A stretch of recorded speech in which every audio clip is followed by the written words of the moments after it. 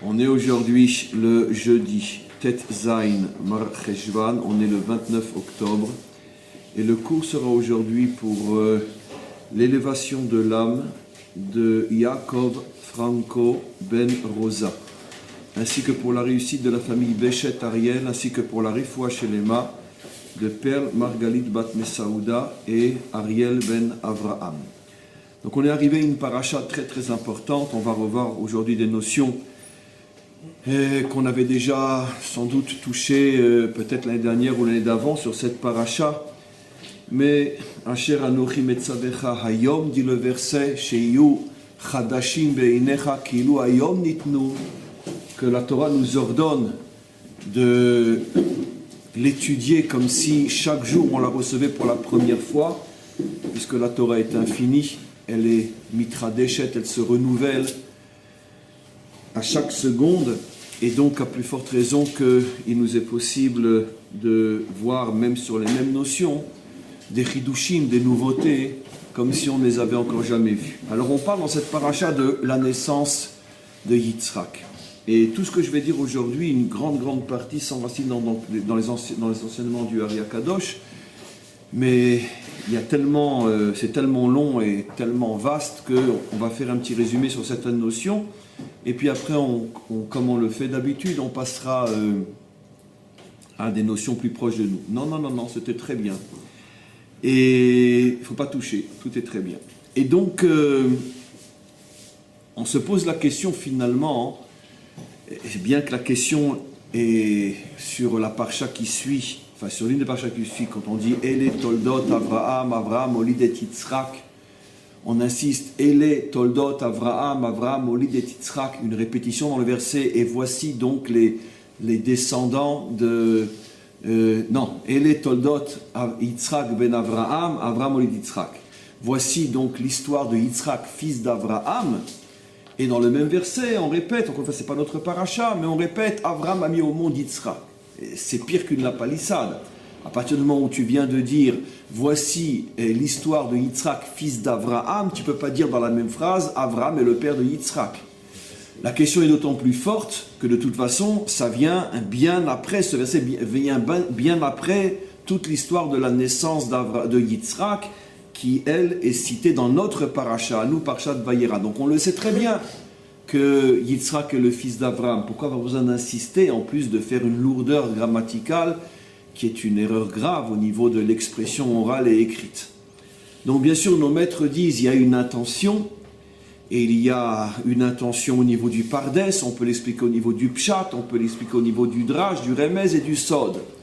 Au niveau du Sod, le Ari Akadosh nous dit, c'est pour bien mettre en évidence finalement le Pélé, le miracle si vous voulez, et comment Avraham, qui est l'homme du Chesed, dont la nature est bonté, générosité, un sens moral poussé à l'extrême, comme on va le revoir aujourd'hui, j'en ai déjà parlé dans un autre cours cette semaine, mais je vais vous faire un petit résumé de ce que j'ai déjà dit dans un autre cours, pas ici, parce que je vais arriver avec vous à un autre aspect essentiel. Mais quoi qu'il en soit, comme on va le voir dans notre paracha, Avraham symbolise vraiment le summum de la tolérance, de l'amour d'autrui, de la morale, de l'universalisme, si vous voulez, comme on va le montrer. Et puis, comme on le sait, Yitzhak représente tout le contraire, l'absolu contraire, la gvoura, la rigueur, le din, la justice dans le sens le plus dur. Avec Yitzhak, il n'y a pas de cadeau, on ne bouge pas d'un sou, on ne bouge pas d'un centime. D'où on le voit, c'est Rashi qui le mettra en évidence. Bon, je lis beaucoup de parachutes les unes avec les autres, mais Rashi nous explique, mais qu'est-ce qui se passe? Pourquoi Yitzhak veut absolument bénir Esav? Pourquoi? Yitzhak ne sait pas que Esav se fiche de lui. Tous nos maîtres nous disent c'est absolument impossible, c'est évident. Il y a 1001 preuves dans les versets, comme quoi Yitzhak savait. Alors pourquoi s'entête-t-il à vouloir bénir Esav au point qu'il faut inventer tout ce stratagème, etc. La réponse, je vous l'ai déjà donnée, elle n'est pas de moi, elle est de Rashi. Rashi dit parce que Yitzhak, c'est Midat Adin. Il est né le premier, c'est à lui de recevoir la Bechora. Ah, c'est pas moral, c'est pas normal, c'est pas juste, c'est pas tout ce que tu veux, c'est pas mon problème. Il est né le premier Nekuda, ça veut dire que, on dirait en hébreu Rosh Meruba, mais dans le bon sens du terme, une tête carrée. Parce que lui, il incarne le principe de la rigueur. C'est comme ça, un point, c'est tout. Nekuda. Tandis que Abraham, c'est tout le contraire. Abraham a dit, mais c'est ce que je dis, c'est sa nature. Non, c'est pas ça. La nature d'Yitzhak, c'était la bonté. Non, mais sa mission, c'était la rigueur. Je sais, je l'avais déjà dit, mais comme je dis maintenant, peu importe où ça se trouve, il est comme ça. Il est Midat Adin. On parle dans le détail, est-ce que c'est sa nature ou c'est sa mission, mais il est din. Il vit dans le din. Où on voit qu'Abraham, c'est tout le contraire. Si Abraham avait été d'après Midat Adin, comment vous comprenez qu'il peut prier pour sauver Sdom? Alors vous avez tous compris qu'il ne prie pas pour sauver les justes qui sont dans Sdom. Il prie pour sauver Sdom par le mérite des justes qui se trouvent dans. Les commentaires font remarquer que tu pries pour sauver les justes, à la rigueur ta prière est idiote. S'il y a des justes, c'est sûr qu'Hachem va les sauver. Et la preuve, c'est qu'il a sauvé Sdom. Il a sauvé Lot. Donc c'est clair que la prière d'Abraham, c'est pour sauver les autres par le mérite des justes. Ça, c'est un acte de chesed. C'est-à-dire, toi, tu ne mérites pas, mais on va te faire du chesed par le mérite d'un autre. C'est la définition même du chesed. C'est que toi, tu ne mérites pas, mais on va s'arranger pour trouver un arrangement pour que tu puisses être sauvé, bien que tu ne mérites pas. Jamais Yitzhak n'aurait prié pour sauver Sdom. Jamais. Et c'est pas qu'il est méchant. C'est que Yitzhak, c'est le din. Celui qui mérite d'être sauvé est sauvé. Celui qui ne mérite pas, ben, tant pis pour lui, il avait qu'à se réveiller avant. Et donc pourquoi Yitzhak représente le principe de la justice? Parce que comme vous le savez, ça je ne vais pas le redire parce que tous ceux qui me suivent et m'écoutent le savent déjà, j'espère, depuis fort longtemps, parce que Yitzhak, c'est le pilier de la justice. Yitzhak est celui qui, lui, veut renforcer la justice dans le monde. Le monde ne peut pas vivre que d'amour et d'eau fraîche, le monde ne peut pas vivre que de chesed. Maintenant, on n'a jamais vu que de l'eau puisse faire sortir, elle, du feu. On n'a jamais vu que d'un feu peut jaillir une source d'eau. Pourquoi? Parce que justement, la nature a été créée de telle manière que chaque chose est limitée à l'intérieur de sa ma'out, à l'intérieur de sa nature. Peu importe si c'est une nature mitzad à mission ou mitzad à nature. Mais le rôle du feu, c'est d'être du feu, et le feu n'engendrera jamais une source d'eau. Et d'une source d'eau vive en pleine montagne, dans les Alpes, on ne verra pas sortir tout d'un coup une flamme de feu. Parce que Hachem a limité chaque partie de ce monde selon sa nature. Tout d'un coup, on voit Abraham, qui est l'homme du chesed, qui justement va lifni meshurat hadin, ne tient pas compte de la rigueur, mais tient compte de la bonté. Comment il peut faire sortir de lui Yitzhak? Alors le Hari HaKadosh dit que justement, c'est ça ce que la Torah veut mettre en évidence. Et le Hari HaKadosh explique que c'est la raison pour laquelle Abraham et Sarah étaient stériles, parce que Hachem ne voulait pas qu'ils mettent au monde un enfant qui correspond à leur nature. C'est-à-dire que si Hachem, s'il avait été prévu au départ qu'Abraham et Sarah mettent au monde un enfant comme eux, dès le lendemain du mariage, un an après, ils auraient eu un enfant et mariés pendant plus de 100 ans, ils auraient eu sans doute une tribu. Mais dans la mesure où Hachem voulait que sorte d'eux quelque chose qui ne peut pas sortir naturellement, parce que selon les règles de la nature, il est absolument impossible que l'eau chesed donne naissance à la gvura, à la rigueur esh, c'est absolument impossible. Automatiquement, il fallait donc un es, c'est-à-dire il fallait que ce couple-là sorte de ses limites et de sa propre nature physique ou spirituelle, peu importe, pour pouvoir justement atteindre un niveau au-delà des limites qui leur permettent de faire sortir d'eux quelque chose qui ne correspond pas à eux. Et ça, c'est la naissance de Yitzhak. Où on retrouve ce phénomène pour la première fois qu'il y a une union entre le feu et l'eau? Shamaïm. Shamaïm disent nos maîtres. Hachem a vu que le feu s'éloignait de l'eau. Il a vu que l'eau s'éloignait du feu. J'étais constamment en conflit. Quand tu les mets ensemble, c'est le plus fort qui gagne. Ou c'est le feu qui assèche l'eau et la fait disparaître. Ou c'est l'eau qui éteint le feu et le fait disparaître. Qu'est-ce qu'a dit Hachem? Je veux créer avec vous quelque chose qui va me représenter. Shamaïm. Il a pris l'eau, il a pris le feu, il les a mis ensemble, il leur a dit faites la paix. Et de là, Shamaïm, donc le ciel, ça n'a rien à voir avec le ciel, mais c'est le ciel. De là, nos maîtres expliquent pourquoi, quand quelqu'un a la crainte d'Hachem, on dit qu'il est Yaré Shamaïm, il craint le ciel. Traduction française catastrophique, bombe atomique, elle a tout détruit de cette traduction, parce que c'est tout le contraire de ce que cela signifie. On ne craint pas le ciel. Yirat Shamaïm, une crainte dont le modèle, c'est la paix entre le feu et l'eau. Ça veut dire quoi?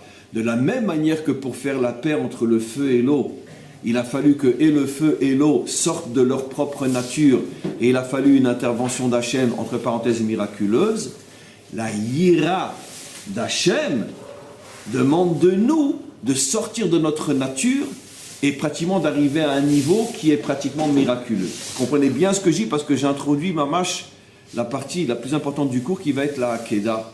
Et vous allez voir quelque chose d'extraordinaire. Donc je répète, quel est le sens de cette expression talmudique Yirat Shamaïm, que malheureusement on a traduit par la crainte du ciel? Yirat Shamaïm signifie une crainte qui s'inspire du modèle Shamaïm. De la même manière que Shamaïm, je me répète, c'est l'union des contraires, ce qui nécessite que chacun des deux sorte de sa nature. De la même manière, pour craindre Hachem, un homme est obligé de sortir de sa nature. Pourquoi? Parce que selon la nature de l'homme, il ne peut pas y avoir de crainte d'Hachem. Et pourquoi? Je vais d'abord le dire d'après le sens, après je vais apporter une preuve du Talmud. Parce que l'homme ne peut en aucun cas craindre quelque chose qu'il ne voit pas, qu'il ne ressent pas, qu'il n'a pas devant les yeux. Et je vais vous donner une preuve même halachique de ce que j'explique. On va doucement. De grands maîtres se sont posé la question que pour mieux répondre et nous transmettre un message, comme Rav Moshe Feinstein ou le Chazon Ish en son temps, se sont posé la question: comment est-il permis de prendre la voiture et de rouler? Et ne criez pas au scandale pour la question est extrêmement fondée d'après la halakha. On a une interdiction de se mettre dans une situation de pikoar nefesh, de risque de vie, et on sait que même si la probabilité est très risque de mort, pardon, et même si la probabilité est très minime, c'est-à-dire même, allez, on va dire 3 ou 4% de chance, dans la mesure où je sais, c'est mathématique, qu'en me mettant dans cette situation, je frôle un risque de 3 ou 4 ou 5% de mettre ma vie en danger, la halakha interdit formellement de le faire. Or, les statistiques montrent qu'il y a beaucoup plus que 3 ou 4 ou 5% malheureusement d'accidents de la route mortels sur une année. Et donc, comment se dit qu'on va prendre la voiture? Le Chazon Ish répond, et avant ça, il pose une autre question aussi, ça déjà un peu plus vicieux. Comment se fait-il que jusqu'à aujourd'hui, aucun rave n'a pu être posek selon la halakha, pas selon les tripes ou le bon sens, selon la halakha qu'il est interdit de fumer? Or, on sait que lo alenu. Et la drogue? Comment? Nos maîtres ne parlaient pas pour les drogués, pour les fumeurs éventuellement, car il y a plein de maîtres d'Israël qui fumaient ou qui fument encore. Mais en principe, on ne se drogue pas chez nous. Très bien. Alors, il pose la question donc sur la cigarette. Comment se fait-il que personne n'a pu dire Mikor halacha asur? Or, jusqu'à aujourd'hui, personne ne peut dire Minatora asur. Vadaï que tout le monde est mahmir, vadaï que tout le monde a dit Vadaï shelo, ou c'est karov liot asur. Alors là, c'est asur. Sur le porc, on n'a pas, ça fait que c'est asur. Pourquoi? Sur ces deux questions, le Chazon Ish répond, et il dit, parce que l'interdiction de se mettre en danger, c'est uniquement si le danger, il est face à toi, si tu le vois. Un danger, si tu veux, une connaissance théorique même sûre et certaine, ne s'appelle pas un danger devant lequel je dois m'abstenir.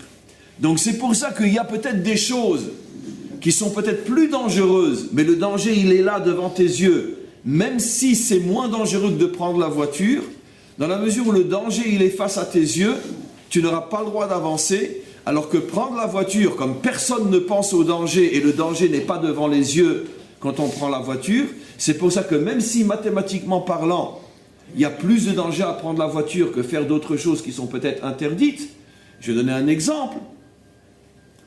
Malgré tout, ça c'est interdit, ça c'est... Voilà.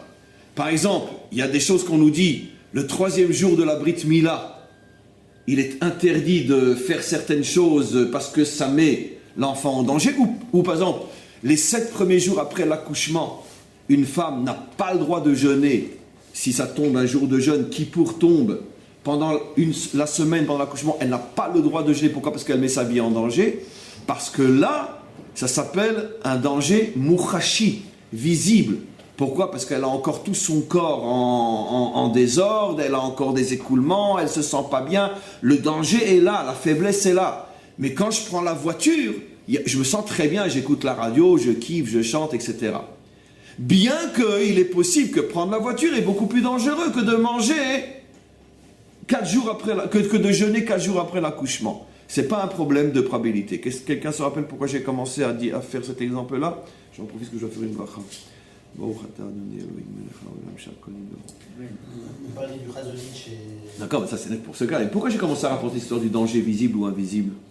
Pour Hirat Hashem, pour la crainte de Dieu. Comment? Baruch. Bravo. Et ben voilà. C'est pour ça que Nathan a le droit de poser tout le temps des questions, parce que lui il écoute. Avec les élèves assidus. Comment? Alors, parce que j'étais en train de dire justement, Yirat Shamaim. La Yirat Shamaim nous demande de sortir de notre nature. Pourquoi? Parce que la vraie Yirat Shamaim, c'est pas naturel. Parce qu'un homme ne peut pas craindre quelque chose qu'il n'a pas devant les yeux. Et Dieu, avec tout le respect qu'on lui doit, il n'est pas là, on ne le voit pas. Et il va savoir si on verra un jour. Donc, on verra quand on y sera. Mais quoi qu'il en soit, aujourd'hui, on ne le voit pas. C'est tellement vrai ce que je dis, vous allez dire, c'est encore le culot du Rav Zinovitch. Non, c'est une Gemara explicite. Quelqu'un qui n'était pas apparemment plus respectable que moi, Rabbi Yochanan ben Zakkai, dont la rue est à 5 minutes d'ici. Juste avant de rendre l'âme, ses élèves lui disent, Rabbeinu, donne-nous un dernier enseignement, celui qu'on emportera avec nous. Les derniers mots qu'on entend de son Rav. Il dit, Alvaï que vous arriviez à craindre Hachem comme on craint l'homme. Les Talmidim choqués lui disent, quoi? Ça c'est le dernier enseignement que tu nous transmets, Rabbi Yochanan ben Zakkai. Il dit, ouais, la preuve, d'accord, c'est quand quelqu'un va faire une bêtise, il ferme la porte et il dit, comme ça personne ne me verra. Et alors, et lui, il ne te voit pas. Et c'est un réflexe que même avec une grande barbe, on peut avoir. Ah, personne ne me voit. Ça veut dire que pourquoi? Parce que Rabbi Yochanan connaît bien la nature de l'homme. L'homme ne peut pas craindre quelque chose qu'il ne voit pas, pour façon qu'il n'a jamais vu et qu'il ne verra peut-être jamais. Voir dans le sens comme je vous vois et comme vous me voyez. Parce qu'une vision spirituelle, c'est déjà beaucoup plus subtil qu'une vision physique. D'où on a une preuve de ça, encore une preuve de ça. Parce que c'est pas naturel. Oui, justement ça, on va expliquer aussi. D'où on a la preuve quand même un homme immense qui a une foi, une confiance absolue en Hachem. Quand il a la peur devant les yeux, il panique. Moshe, 80 ans. Il est en train de parler à Hachem, il est en plein dévoilement spirituel. Tout d'un coup, il voit un serpent. En plus, il aurait pu se dire, maintenant ça ne peut pas être un serpent, puisqu'il y a 30 secondes, c'était mon bâton. Mais c'est plus fort que lui, il voit un serpent, il s'enfuit. Les commentaires s'arrêtent et ils disent, regardez l'homme. Alors que Moshe est en train d'être connecté avec Hachem, il sait très bien au niveau de son savoir théorique que ça ne peut pas être un serpent, ça ne peut être qu'un bâton. En tout cas, c'est miraculeux. Pourquoi tu t'enfuis? Puisque c'est Hachem qui est en train de tout gérer, c'est lui qui a dit prends ton bâton, jette-le. Parce que c'est plus fort que l'homme. Quand le danger est devant les yeux, il fuit. Mais quand le danger n'est pas devant les yeux, un homme n'est pas sensible. Alors maintenant, on revient à Yirat Shamaim. Yirat Shamaim signifie qu'un homme a une vraie crainte d'Hachem. Ça veut dire qu'avant de faire une bêtise, il se dit Hachem me voit et je vais devoir rendre des comptes. C'est quelque chose de tellement surnaturel que c'est de l'ordre du miracle. Et c'est pour ça que, justement, Yitzhak, qui lui représente cette Yirat Shamaim, qui représente Midat HaGvura, le sens de la justice, si je faute, Hachem va me punir. Cette Yirat Shamaim dont Yitzhak est l'incarnation même, c'était très dur de la faire sortir d'un homme comme Abraham, qui est l'homme du Chesed. Pourquoi? Parce que je vais vous dire ce qui se passe quand on est un homme de Chesed. Bon allez, on s'arrangera, il va me comprendre. Il va me pardonner. L'homme du Chesed, comme on le sait, au début, au commencement, l'homme créa Dieu. C'est-à-dire que chacun, en vérité, il projette sur Dieu sa propre nature. C'est-à-dire que si je suis un homme très tolérant, très mévataire, qui pardonne vite, qui ne se met pas en colère, qui n'a aucune intention de me venger et de punir, eh bien j'aurais tendance à vouloir voir Dieu de la même manière. On le dit dans l'autre sens aussi. Comment ? On le dit dans l'autre sens aussi. C'est-à-dire ? C'est-à-dire que si toi tu es rigoureux, mais c'est ce que je dis. avec l'homme, mais évidemment. Akadosh Baruch Hu, je serai avec toi. Non, oui, mais oui, Nachon, c'est vrai. Mais quoi qu'il en soit, oui, parce que c'est comme ça que moi je perçois Dieu, donc Mida Keneged Mida. Nachon, c'est pas forcément une punition. C'est parce que si moi je suis un homme rigoureux qui ne laisse rien passer et qui tout de suite réagit et qui punit et fait connaître ses droits sans ne rien céder, Hachem me dit, bon, mais c'est comme ça que tu conçois les choses, mais moi je vais me comporter comme ça avec toi, c'est pas forcément une punition. Parce que l'homme a tendance à projeter sur Dieu sa propre nature. Donc Abraham qui demande à Hachem de pardonner à Sdom, comprenez ce que c'est Sdom ? Il demande à Hachem de pardonner Sdom. Comment voulez-vous que Abraham ait une vraie Yirat Shamayim ? Je vais vous prouver qu'il n'en avait pas jusqu'à la Hakeda. C'est marqué explicitement dans Rashi, non, dans la Torah. C'est lui très du pourquoi. Pas qu'il ne craint pas Dieu qu'à Dieu ne plaise.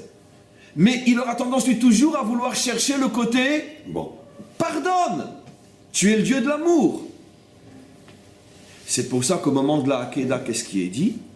Atayadati. Maintenant je sais qui ere Elohim ata. Jusqu'à ce moment, Abraham ne s'était jamais entendu dire par Hachem, maintenant je sais que tu crains Elohim. Tous les commentaires posent la question, mais enfin, comment c'est possible? Juste pareil, il a à cette époque-là 137 ans. Il a couru les 2/3 de sa vie. Il a déjà fait des choses invraisemblables. Vous imaginez comment ça peut être mal pris par Abraham? Quoi? Maintenant, je te crains? Non. Ce que Hachem a voulu lui dire, c'est que maintenant, tu es arrivé à la vraie crainte. C'est-à-dire que tu me crains comme une chose que tu vois devant les yeux. Ça veut dire que tu as aussi peur de moi, ou tu me crains, ou tu me respectes. Je préfère le mot respecte. Tu me respectes autant que tu respecterais un roi de chair et de sang que devant toi, ou tu me crains autant que si tout d'un coup un lion surgissait et tu te mettrais à fuir.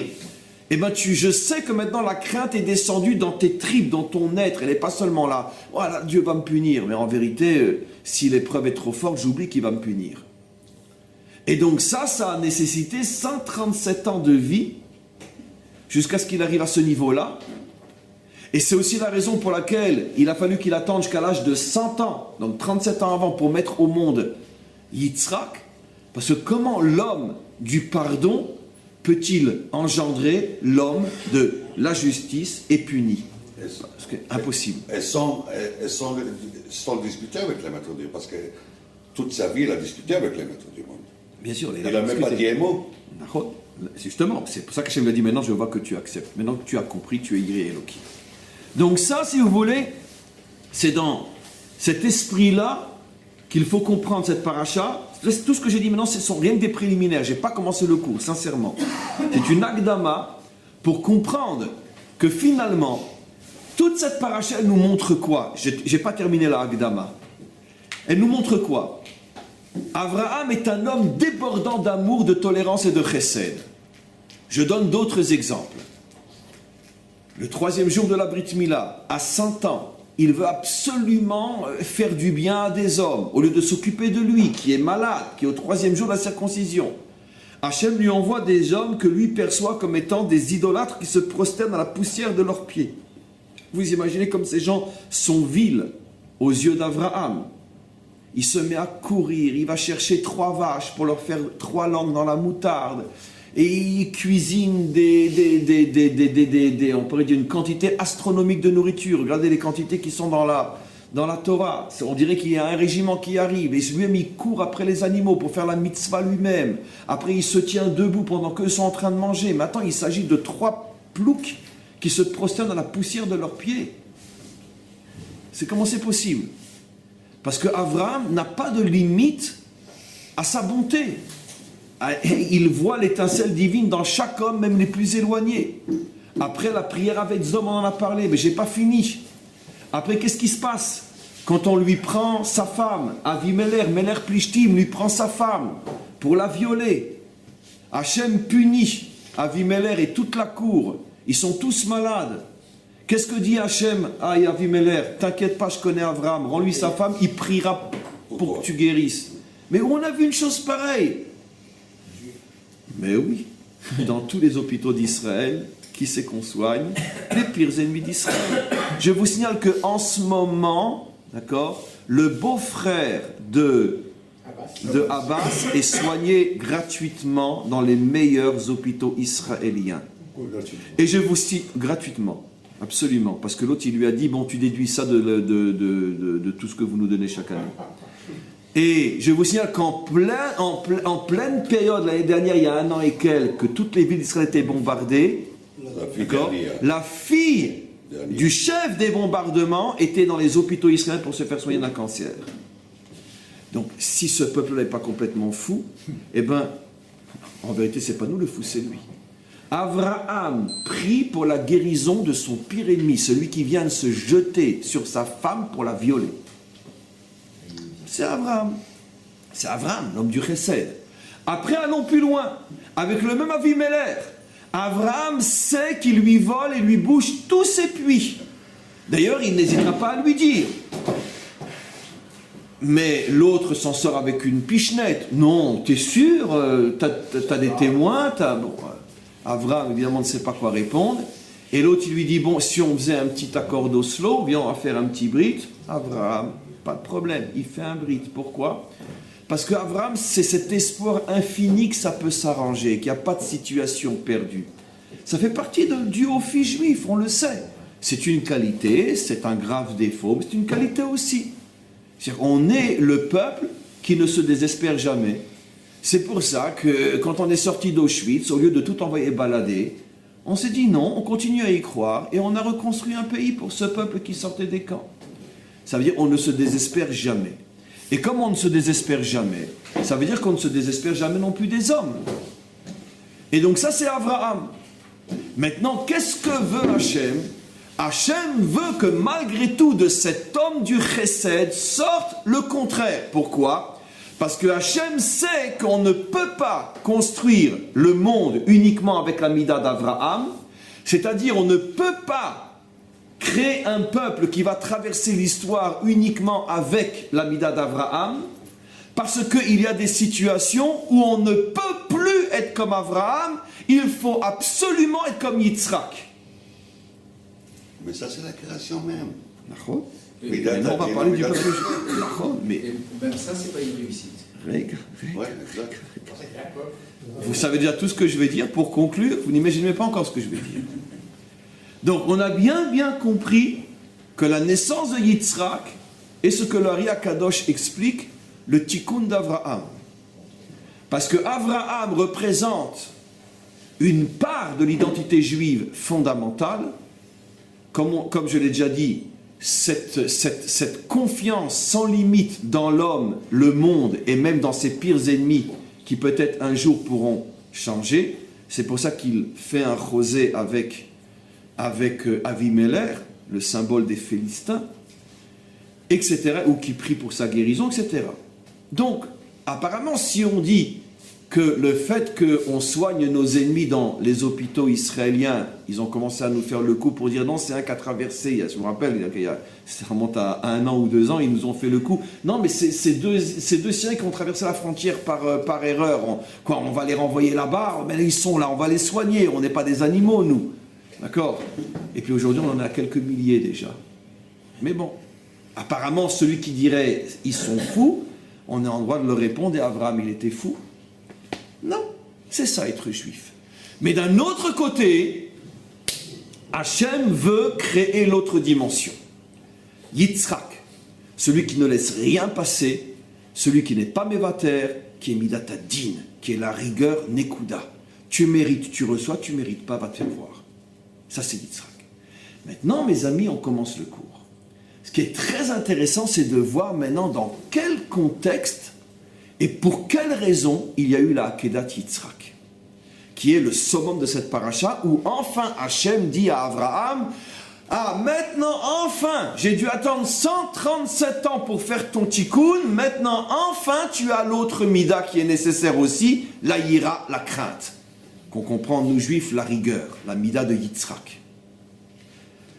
Alors, pour que vous compreniez mieux ce que je vais vous expliquer, je vais vous dire ce qui est juste, mais qui n'est pas le cas ici. La Hakeda commence par l'expression « Vayi acharat varim haele » ce fut après ces choses-là, on va voir ce que Rachid dit. « Va Elokim nissa et Avraham » Elokim, on va traduire par Hachem, a éprouvé Avraham. Dans toute la Torah, écrite et orale, comment on comprend ce qu'est un nisayon, une épreuve? Quel est le but d'un nisayon? De grandir, de construire la personne éprouvée, de faire sortir d'elle toutes les forces cachées qu'elle ne connaissait même pas, qui vont lui permettre de grandir grâce à la victoire, à la capacité de surmonter l'épreuve. C'est la raison pour laquelle en hébreu, nisayon vient du mot nes, qui veut dire élevé. Comment on appelle un drapeau qui est tout en haut? Negel Nes. Negel Nes, en haut. Nes, élévation. Le Ari Akadosh explique à quel niveau, comment ça fonctionne. On sait que l'âme a 10 forces. 7 qu'on appelle Kochot Agiluyim, les forces, on pourrait dire, dévoilées. Veshalosh Apnimiim Anistarim, 3 qui sont intérieures et voilées, cachées.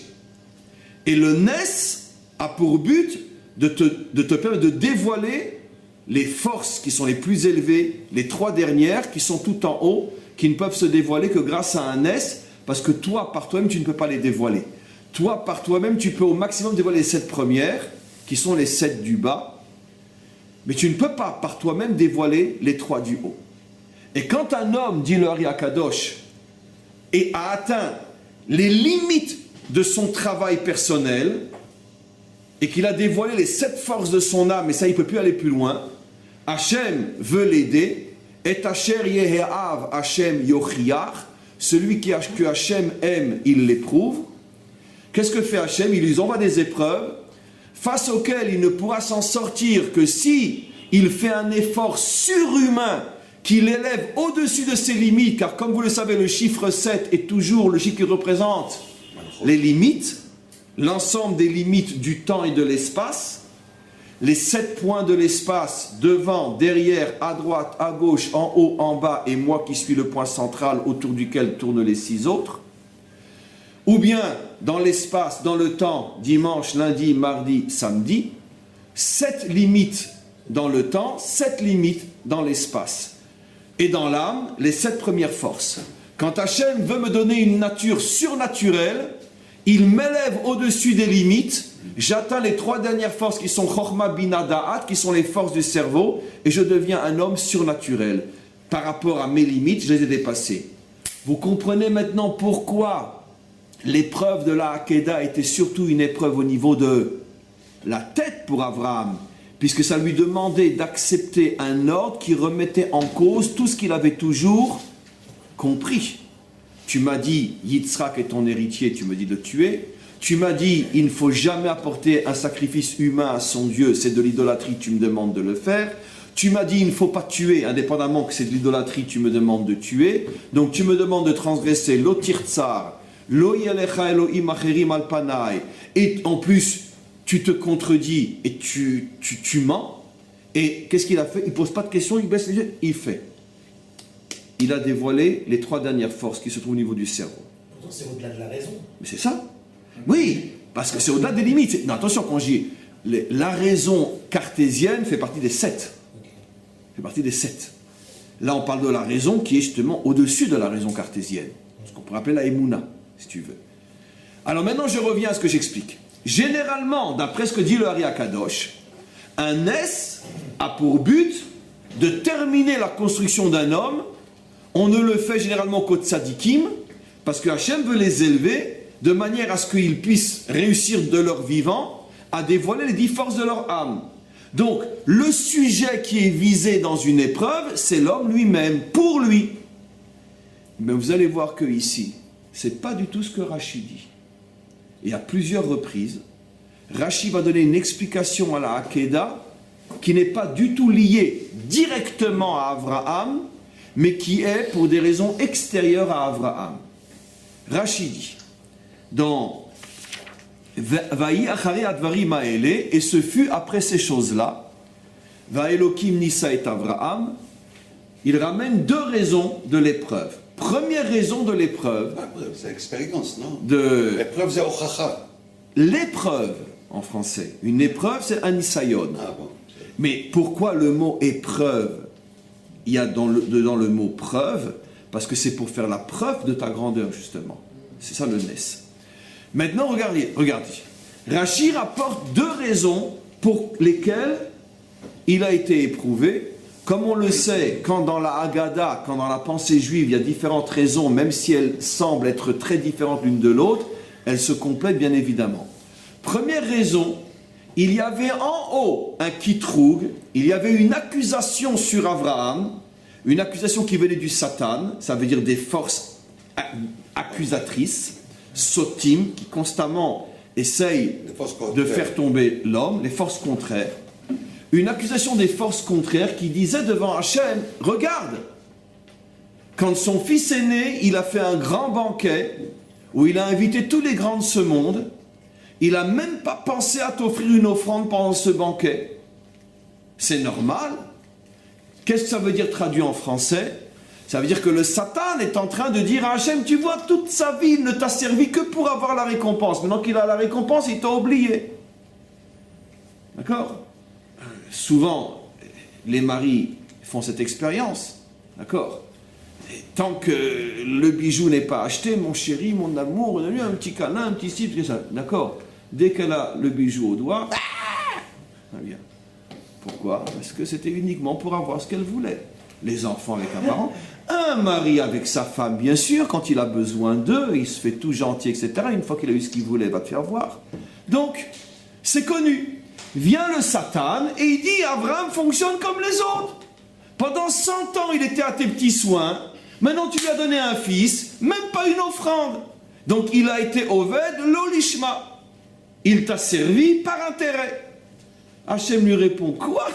Si je lui demandais maintenant de me redonner ce pourquoi tu prétends qu'il m'a servi, il n'hésiterait même pas une seconde. Et tout de suite, hop. Donc, d'après cette première explication, s'il n'y avait pas eu le kitrouk du Satan, il n'y aurait pas eu l'épreuve de la Hakeda.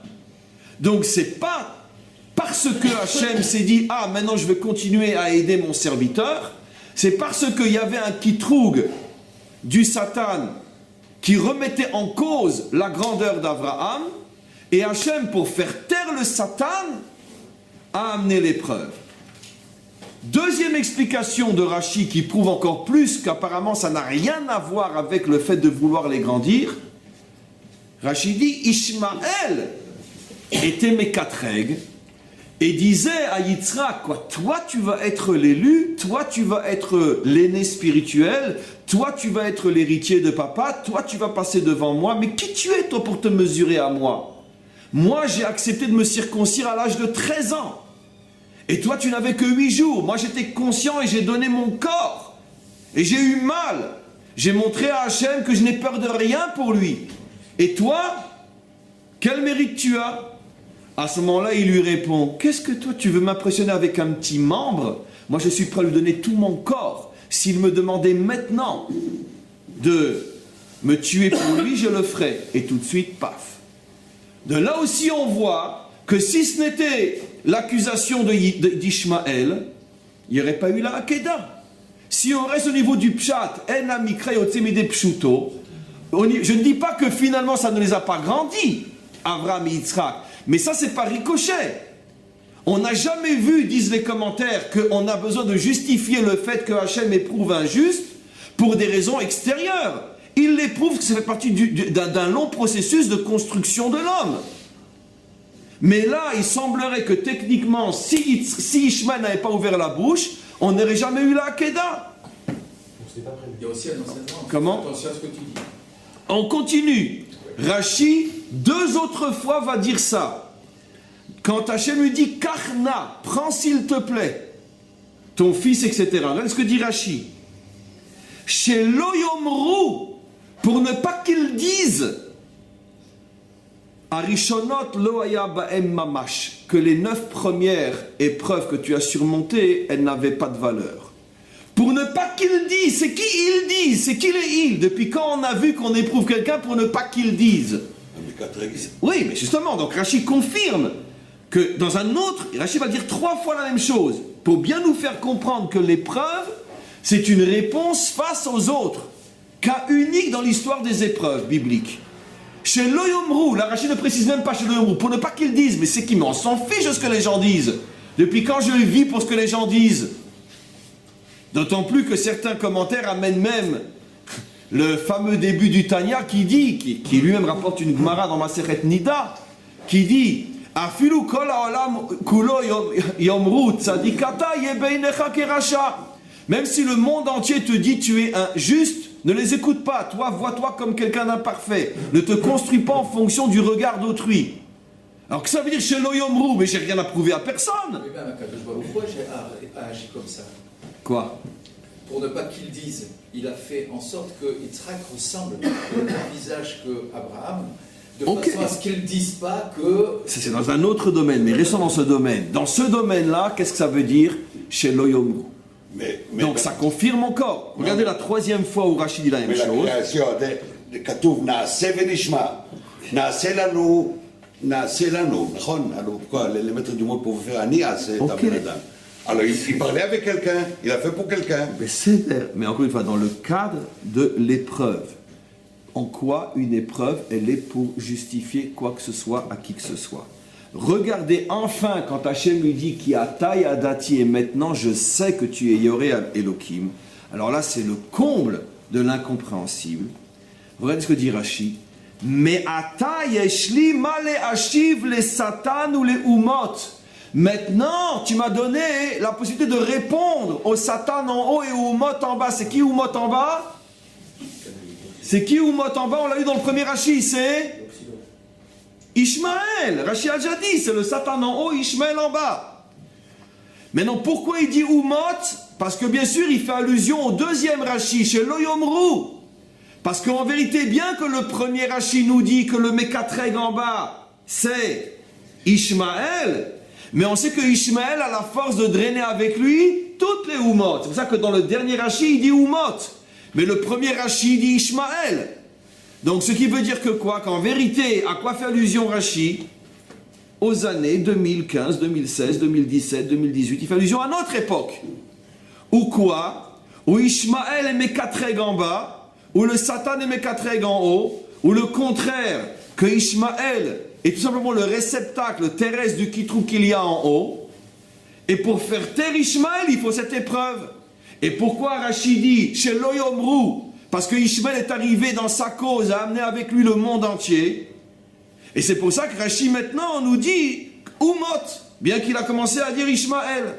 Alors maintenant regardez, toute l'épreuve, dit Rashi, était pour faire taire le Kitroug en haut, Satan, et le Kitroug en bas, Ishmaël ou Umot. Et quel était le Kitroug? Tmeim, qui ne comprennent pas. Qu'est-ce que j'ai trouvé de chez toi mieux que chez eux? Le Kitroug de Ishmaël contre Yitzhak. Qu'est-ce que tu as de mieux que moi? Moi, je suis aussi. Moi, j'ai donné l'endroit le plus fragile, le plus sensible du corps. Je l'ai donné à Hachem à l'âge de 13 ans. Et l'autre, il lui répond, moi, je donne toute ma vie. Yeshli pitron pe arshav. Maintenant, je sais quoi leur répondre. Sheroim ki yare Elokimata, parce que maintenant tu as atteint le niveau de Yare Elokim. Tu as dépassé ta nature pour attraper une mida qui était contraire à la tienne. Est-ce que vous vous rendez compte ce qu'il y a dans ce Rashi? Toute notre histoire depuis 2 siècles et quelques. Laissez-moi juste conclure. On avait posé la question, mais une épreuve apparemment, c'est pour grandir celui qui est éprouvé. Rashi dit pas la Hakeda. La Hakeda procède d'un mécanisme très différent. La Hakeda, c'est pour faire taire le Kitroug d'Ishmaël contre le Ham Israël. en quoi vous êtes mieux que nous? Et la réponse, elle est double. Réponse côté Abraham, puisque sur lui avait un kitroug. Réponse côté Yitzhak, puisque sur lui avait un kitroug, puisque le premier Rashi dit que le kitroug était sur Abraham, et le deuxième Rashi, enfin la deuxième partie du premier Rashi, la première partie du premier Rashi dit que le kitroug était sur Abraham, la deuxième partie du premier Rashi dit que le kitroug était sur Yitzhak. Il y avait un kitroug sur Abraham, d'accord, parce que il n'avait pas encore la mida de Yira, il n'avait que la mida de Chesed, et maintenant que tu as maintenant la mida de Yira, tu fais taire le Satan en haut, et il y avait un kitroug sur Yitzhak. Qu'est-ce que tu as de mieux qu'Ishmaël? Ishmaël est capable, lui, de se faire saigner pour Hachem. Qu'est-ce que tu fais, toi? Moi, je me fais saigner aussi. C'est intéressant que cette parcha, elle tombe, ou plutôt, il y a eu un événement dans l'islam, chez les chiites, qui est tombé cette semaine. Les chiites ont une fête où ils prennent des couteaux et ça, et ils se saignent à blanc, à rouge plutôt. On voit des photos sur YouTube, des trucs incroyables, des bébés avec des marques partout que les pères portent fièrement dans les... Enfin, un truc fou. C'est ça le kitroug d'Ishmaël. Reste que nous, on est prêt à faire pour Allah. Des centaines, mais évidemment, mais c'est ça tout le fondement, des centaines de milliers de personnes dans le monde qui se photographient en train de se saigner à blanc. Et ils dansent et machin, ils sont euphoriques, etc. Ça tombe dans la semaine où Rachid dit que Ishmaël dit à Yitzhak, en quoi t'es mieux que moi? Qu'est-ce que je suis prêt à faire pour Dieu, moi? Je me suis fait saigner à l'âge de 13 ans. Mais vous vous rendez compte le miracle d'un événement comme celui-là, Ishmaélique, qui tombe dans cette paracha-là? Un Rashi écrit à partir d'une Gemara, c'est la Gemara qui dit ça, un texte vieux de plus de 2000 ans qui prévoyait déjà c'est quoi l'argument de Ishmaël. Regardez où Dieu il va trouver des hommes comme nous? Où il va trouver? Quoi, les Juifs? Avec leur morale, leur truc, leur machin, mais c'est... Qu'est-ce que nous dit Rashi? Mais regardez la puissance, c'est même pas de l'interprétation. Celui qui dit que j'interprète, alors vraiment il n'a rien compris à la Torah. Je ne fais que traduire. Il y avait un kitroug sur Abraham. T'es trop chesed, toi. Ishmaël, il va te bouffer tout cru. Pourquoi? Parce que Ishmaël, ça j'ai déjà dit des milliards de fois et vous le savez mieux que moi, quand il voit en face de lui la bonté, comment qu'il l'interprète? Comme étant de la lâcheté. D'accord? Et donc automatiquement, Hachem dit à Abraham, si tu veux faire taire le kitroug, tu as besoin de force, de Hira, de Din, de Elohim, et pas de Havaïe. Ataya dati, maintenant je peux répondre. Non, non, regardez, ce peuple n'est pas qu'un peuple de... Non, il sait aussi être dur. Mais attention, non, on ne sait pas. Je vais vous dire pourquoi on ne sait pas. Parce que je veux dire que ce passage-là, d'après le Zohar, il fait allusion à la délivrance finale. Il n'a jamais existé dans notre histoire à nous, qu'à l'époque d'Abraham. Vous allez le voir, c'est un Zohar explicite. J'ai pas encore, il y a encore beaucoup de choses à dire. Et pourquoi Yitzhak? Parce que Ishmaël vient, il dit, regarde, moi j'ai peur de rien. D'accord? Tant qu'il a en face de lui des soldats qui ont reçu des Horaot, qu'il faut réfléchir 1000 fois avant de savoir si on a le droit de tirer ou non, sinon tu risques d'être en prison. Alors évidemment, Ishmaël il rigole. D'accord? Mais le jour où il aura une armée en face de lui qui, avant que le terroriste sorte, dès qu'on a un renseignement, on rentre dans le village et on tire sur tout le monde, à ce moment-là, Ishmaël réfléchira 2 fois avant de sortir. D'accord? C'est ce que Yitzhak lui répond. Tu veux m'impressionner, moi? Mais moi, je suis comme toi. T'es fou, je suis encore plus fou que toi. Ishtagata, ani yoter mishura mimcha. Quand Abraham verra des fous, quand Ishmaël verra des fous devant lui, il commencera à respecter. Parce qu'Ishmaël ne respecte que les fous. Comme lui. C'est un fou.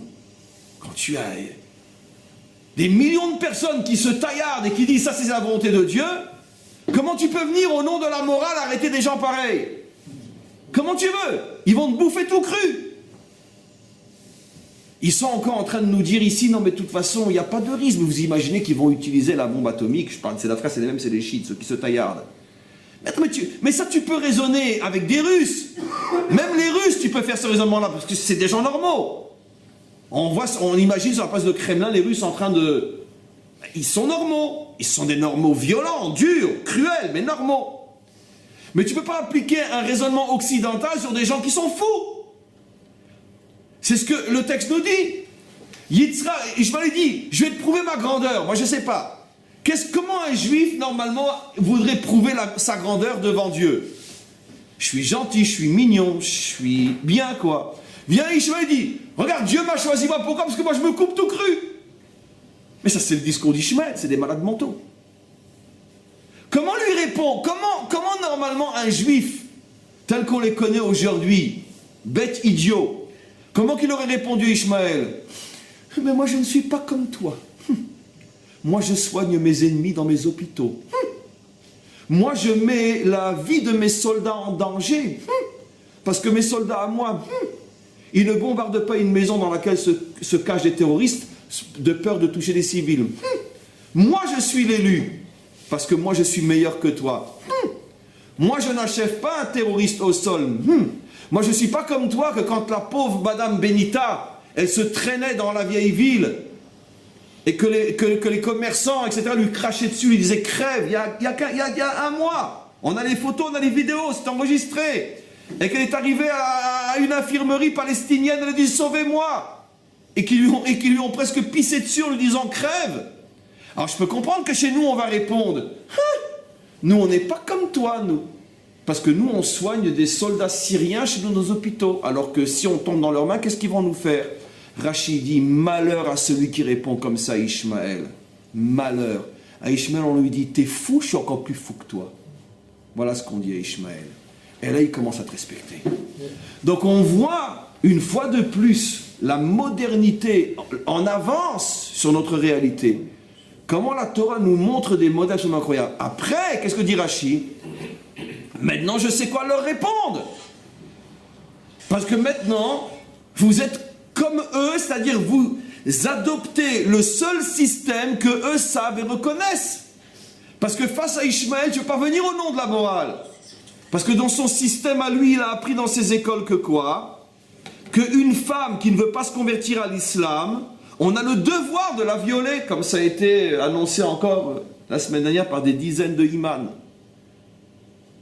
On a le devoir de la violer. Alors que chez nous, qu'est-ce qu'on dit?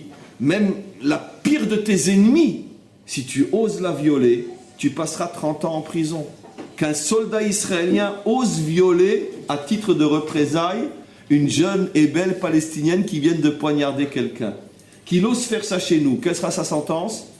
À perpétuité. Et je vous garantis qu'il ne sortira jamais de prison. On lui fera un deuxième Amir. Pourquoi?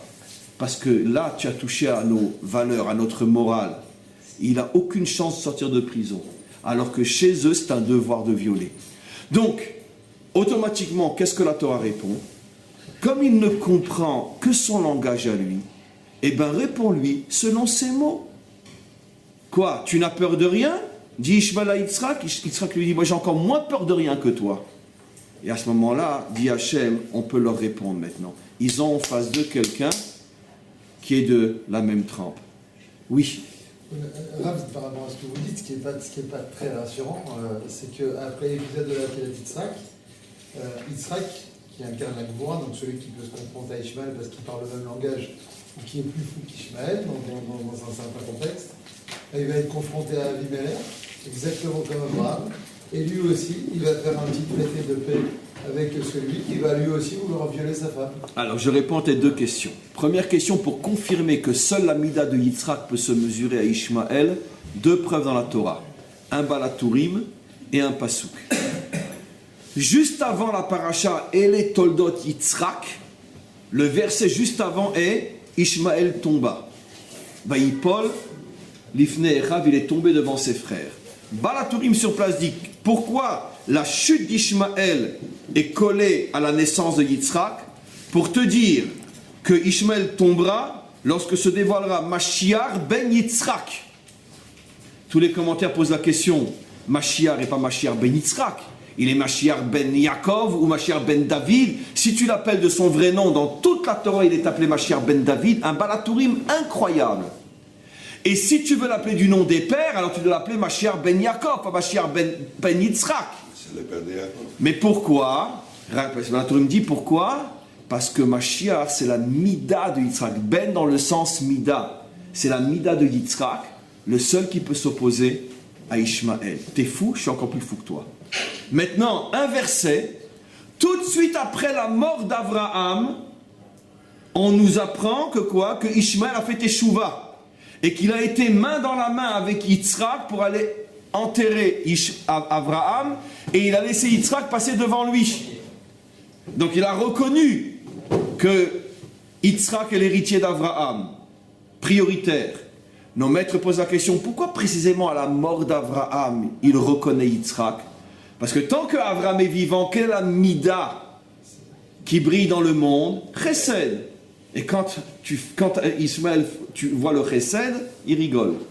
Mais quand maintenant Abraham n'est plus là et qu'il reste que Yitzhak, quelle est la mida qui va briller dans le monde? La force. Ishmaël commence à respecter. Pourquoi? Parce que Ishmaël respecte profondément et sincèrement la force. Il est comme ça, c'est pas une critique ce que je dis. Attention, comprenez bien.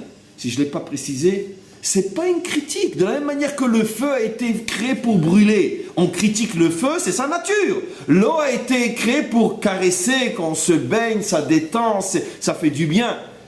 Mais le feu n'est pas méchant et l'eau gentille. Le feu a la nature qu'il a. Exactement de la même manière, Ishmaël incarne la mida du feu, la mida de Gvura. Parce que Hachem veut aussi, comme Nathan a dit, Vayere, Vayivoker, il y a la droite, il y a la gauche, il y a la chesed, il y a la Gvura. Simplement que ce que la Torah nous apprend, ne vous trompez pas d'adversaire. Si à celui qui ne comprend que la valeur de la Gvura, vous lui opposez du chesed, il va vous rire au nez. D'où tous les problèmes que nous avons. Je vais maintenant passer à trop d'actualité, parce que vous avez tous tout compris. Juste encore un instant.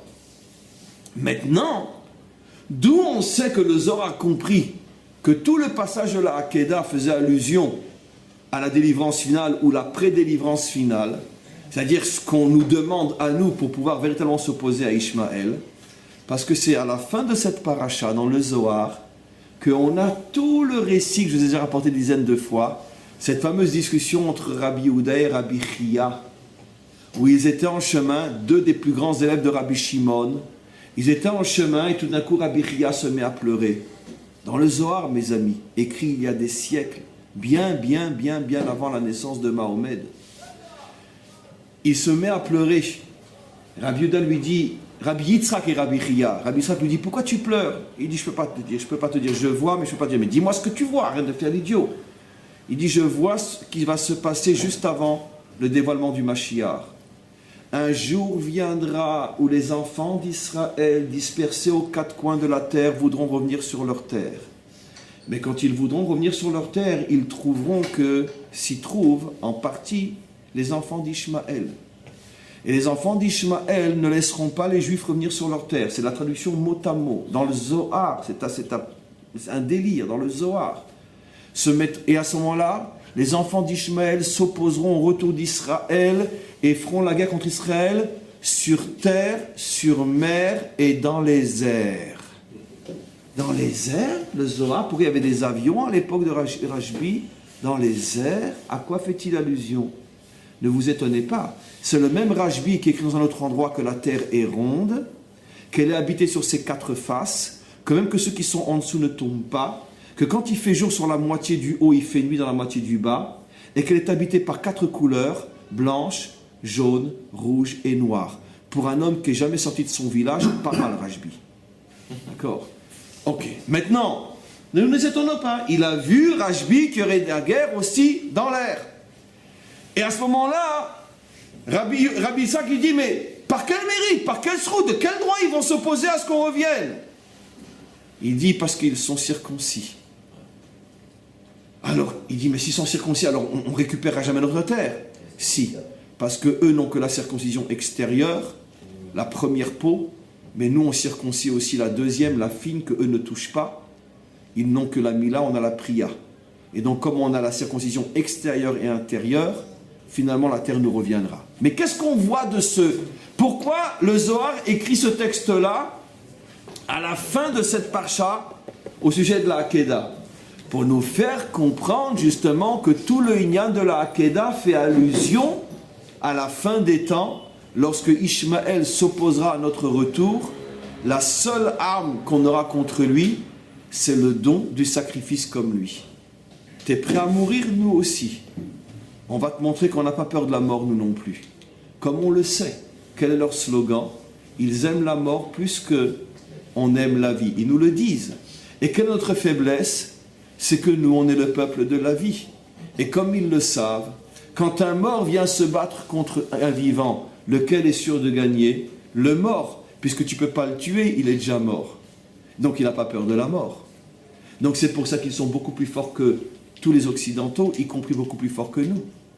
Puisque à la longue, on sait très bien qu'une guerre n'est jamais gagnée par la puissance de l'arme, mais par la puissance de la conviction. Les armes américaines étaient 1 million de fois plus fortes que les armes vietnamiennes. Et les Américains se sont fait déchirer au Vietnam. Les armes russes étaient infiniment plus puissantes que les fourches, les marteaux ou même les armes des talibans. Et les Russes ont pris une raclée en Afghanistan. Il n'y a pas d'exception à la règle. Une guerre se gagne par la force de la conviction, non du tank. C'est qu'une question de temps. Ce qui veut dire qu'à long terme, c'est sûr qu'on va perdre. À moins que, nous dit la Torah, si on devient meshuga comme lui, vous foncez, on fonce. Vous n'avez peur de rien, on n'a peur de rien. Vous êtes des malades mentaux, on est des malades mentaux. Mesure pour mesure, œil pour œil, dent pour dent.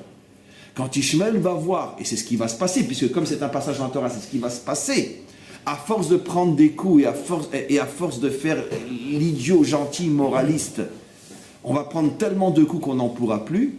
À ce moment-là, en fin de parcours, 137 ans, qui correspond sans doute, je sais que le Ari Akadosh décode le chiffre 137 d'Abraham et 37 d'Israël, mais je ne me rappelle plus le décodage, voir à quoi il correspond dans la réalité historique. Il parle du 100, il parle du 30 et il parle du 7. Le 100, je sais que c'est Keter, 30, c'est Malchut, à Malchut Niknet, Be Shloshim Maalot, et 7, c'est les 7 minutes du bas, je me rappelle plus ou moins, mais comment traduire ça dans un langage moderne, je ne sais pas. Mais quoi qu'il en soit, quand on va arriver, nous, à notre dimension 137, à ce moment-là, Hachem va dire, enfin, je sais quoi répondre maintenant au Satan en haut et à Ishmaël et tous ceux qui l'amènent avec lui en bas. Oui, Olivier, juste un instant. Est-ce que ça, je suis d'accord avec tout ce que vous avez dit, mais pas tout à fait avec votre conclusion. Parce que moi, ce qui me semble intéressant dans le judaïsme, justement, c'est qu'on parle de la Hakeda comme, on va dire, emblème du don de soi, du sacrifice, mais on n'en fait pas un modèle, on n'en fait pas quelque chose à proclamer, à 100% vivre, d'accord. Et donc, le conflit avec Ishmaël est ponctuel. Voilà, je vais mieux répondre. Ça, ils veulent le vivre, etc. Mais tu as 100% raison. Le fondateur l'a vécu du judaïsme, mais on ne veut pas le revivre personnellement. C'est ça la grandeur du judaïsme. Pour une fois, j'exagère parce que tu sais comme je t'aime et je t'apprécie, mais pour une fois, je ne vais pas te rentrer dedans, je vais glorifier ce que tu dis parce que tellement c'est vrai. La preuve. Si la Hakeda, c'est exactement ce que j'ai dit, avait été une épreuve pour Abraham, alors là, ta question est fondamentale. Quoi? Ça veut dire que la finalité du juif, c'est d'être capable de donner sa vie pour Dieu? C'est pour ça que Rachi a compris que là, ce n'est pas une épreuve pour Abraham. C'est une épreuve qui est liée à un problème ponctuel. Ishmaël veut notre peau. Ça confirme ce que tu dis. Effectivement, le modèle d'Israël pour nous-mêmes, ce n'est pas d'être des Meshugaïm. Nous, on n'a pas envie de se tuer pour Dieu. On est le peuple de la vie. Non, mais ce que, mais on ne veut pas le revivre. Mais c'est ce que Rachi dit. C'est que par rapport à Ishmaël. Mais par rapport à Ishmaël, tu n'as pas le choix. C'est ce que Rachi dit. S'il n'y avait pas eu Ishmaël, quelle était ma question? Quoi, c'est venu à cause d'Ishmaël, mais une épreuve, c'est pour moi, c'est pas pour les autres. La réponse, c'est ce que tu dis. S'il n'y avait pas eu Ishmaël, on n'aurait pas eu besoin de ce passage-là, parce que Dieu ne souhaite pas qu'on devienne des fous qui se sacrifient pour lui. Nous, on ne chante pas, on va se faire sauter. Ça ne nous intéresse pas, ça. On n'est pas des fous furieux, on est des humains qui voulons la vie. C'est pour ça que Rachi dit, tu n'as pas le droit de lire ce passage comme étant une épreuve pour Abraham.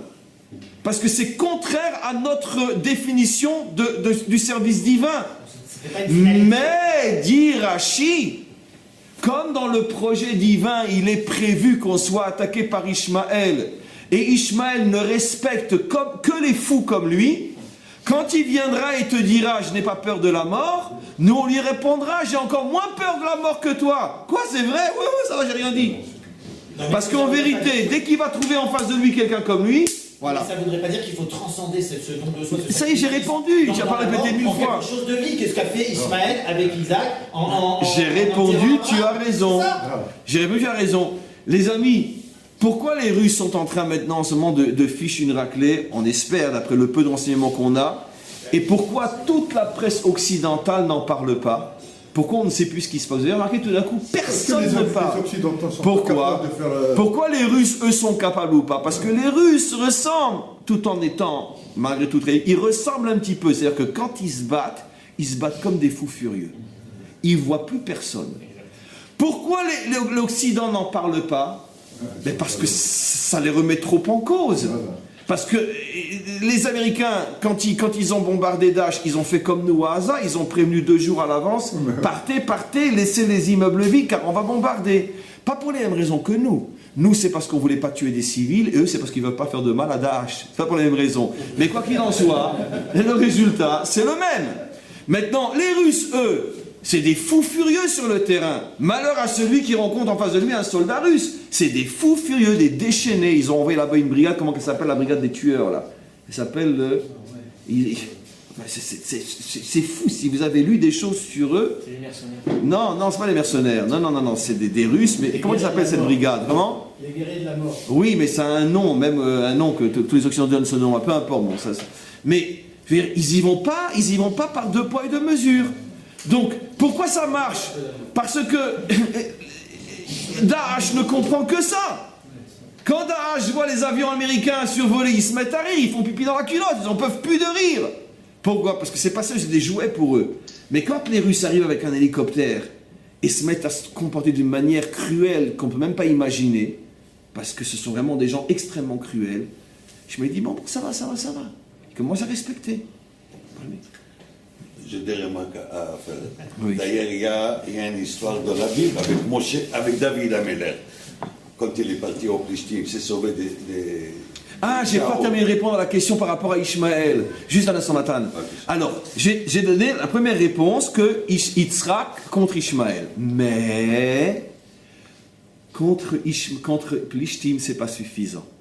Ça, c'est que Mashiach qui pourra. Pourquoi? Parce que Plishtim, rappelle-toi, tous ces cours, correspond à la 11e clipa.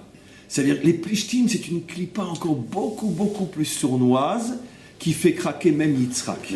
Pourquoi? Alors, pour compléter avec les Plishtim, alors David, il s'est sauvé de Shaoul, il est parti au Plishtim, et le maître du monde lui a fait devenir comme un fou. C'est pour ça qu'ils l'ont laissé.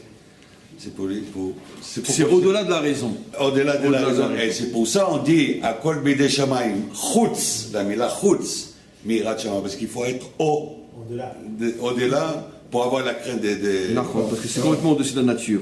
Donc juste, je complète la réponse, mais je ne peux pas dire plus parce que c'est un cours en soi, d'ailleurs qu'on a déjà fait, mais qu'on le refera sans doute un jour, sans doute peut-être la prochaine fois, puisqu'on parle aussi effectivement du Chosé de... La clipa de Ishmaël, disent nos maîtres, elle correspond à clipa Keter. La 11e dimension, et il n'y a que celui qui a la couronne qui peut s'opposer au Plishtim, qui Melech HaMashiach Keter Malchut, la couronne de la royauté.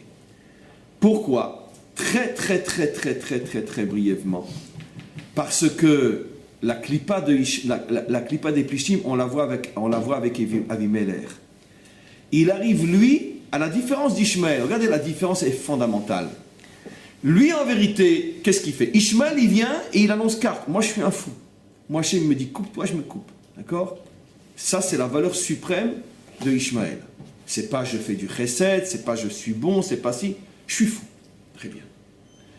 Maintenant, les Plishtim, eux, ils viennent avec un autre argument. Comment se présente Avimelech? Mais moi, je suis gentil, moi, je suis bien, moi, je suis une victime. C'est lui qui m'a dit que c'était sa sœur. Qu'est-ce que tu... Non, il n'y a pas de problème, je la rends tout de suite. Ça veut dire que... Qu'est-ce qu'il fait, lui? Il se déguise derrière une soi-disant morale que c'est lui la victime. Khatsi Kacher. Voilà. D'accord. Khatsi Kacher, on a dit. En fait, c'est pire que le cochon, parce que le cochon, c'est encore autre chose. Surtout que lui, n'en mange pas. Les Plishtim ne mangent pas de cochon. Ça veut dire qu'il arrive toujours à créer une situation que finalement, l'agresseur devient victime et la victime devient agresseur. Abraham se fait piquer sa femme, il devient un agresseur. Quand même, tu te rends compte qu'il a failli nous arriver à cause de toi? Et Abraham ne sait même plus quoi répondre. Il est tellement surpris, comme j'ai déjà expliqué, c'est plus fort qu'il ne sait pas comment répondre. Ça, c'est la force. Alors ça, c'est très dur à déjouer, parce que le Chazir, c'est encore autre chose. Chazir, il dit, je suis quelqu'un de bien. Et derrière ça, il cache tout ce qu'il est. Mais la force du chazir, c'est pas la capacité de transformer forcément le mal en bien ou le bien en mal. C'est un mal qui se cache derrière un bien. Les plishtim, c'est qu'il arrive à persuader le monde que le mal est le bien et que le bien est le mal.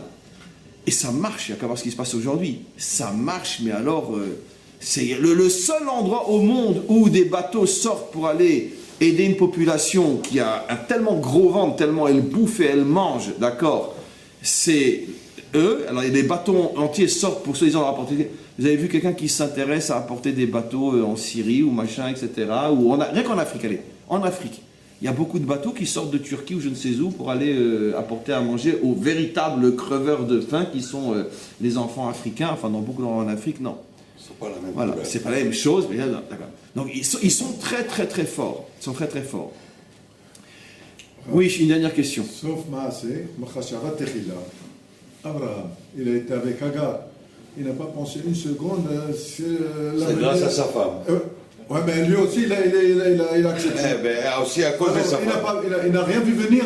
Non, parce que de toute façon, ça fait partie du projet divin. Et pour que Abraham puisse arriver à être Yareh Elohim, il faut qu'il ait le Nisayon, qui est Ishmaël, pour faire de nous un peuple qui enfin saura gérer ses midot au bon endroit, le chesed avec celui qui mérite le chesed, la bonté avec celui qui le mérite, et la dureté avec celui qui ne le mérite pas, ce qui est en vérité Yaakov, la synthèse entre Abraham et Yitzhak.